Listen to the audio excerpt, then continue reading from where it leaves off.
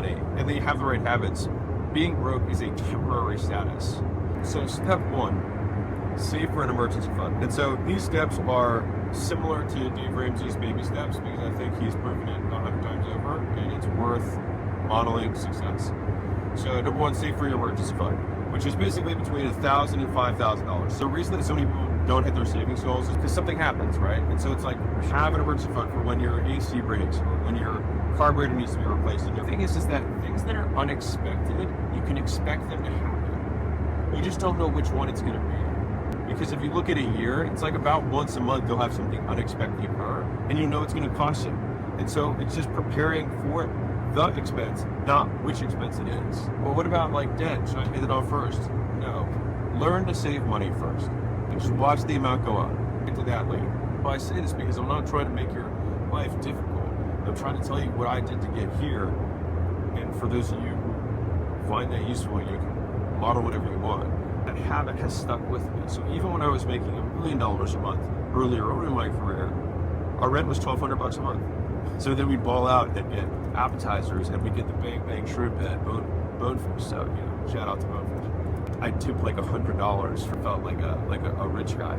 So I say this because some people just immediately change how they live when they make more money. Even the fact that I was able to start at 23 was because I saved every dollar I made. So that I could have $50,000 saved up. It wasn't like I was making crazy money. I think I made $55,000 or $60,000 I think my first year out of college, and then I made, I want to say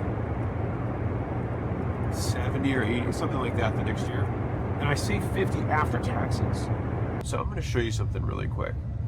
If you have a $200 pair of Jordans that you really want to buy, now you might want to buy them today, and let's say you're 25 years old and you're like, I deserve these, I worked really hard for them. Okay, fine. But that $200 invested just in the S&P 500, we're not even getting to S&P 500, I'll talk about that later. Between now and the time you retire, do you want to know what that actually is? Yeah, a $200 pair of shoes. And we're going to give it 40 years. We're going to make our return 9%. Additional contribution, 0. Instead of buying that $200 pair of shoes, when you're 65, it could be over $6,000 if you just invest in the S&P. So if you wouldn't buy those shoes for $6,000, then maybe don't buy them today for $200. When you buy Jordans, there's no upside. That money is gone. It's just $6,000 that it could have been something that's just going to be 0. And that's a big loss when you do it over and over and over again. Right? Like $6,000, $7,000, don't take a lot of those to add up to $1 million. 130 of those purchases is $1 million. You probably do that in a couple of years. And so that's personal risk. Now, business risk, if you take good business risk, there's upside there. And the thing is that sometimes you can't take this business risk because your personal risk is too high. And so for me, my whole life, I've tried to jam this risk as low as I possibly could so that I can go on the offensive on the business side. I saved as much as I could when I had my job so I could start a gym. That was a big risk.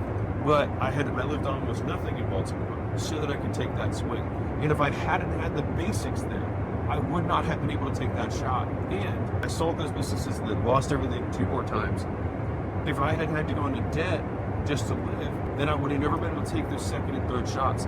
And so the whole point is like, you will increase your shots on goal by living risk-free or low risk in your personal life.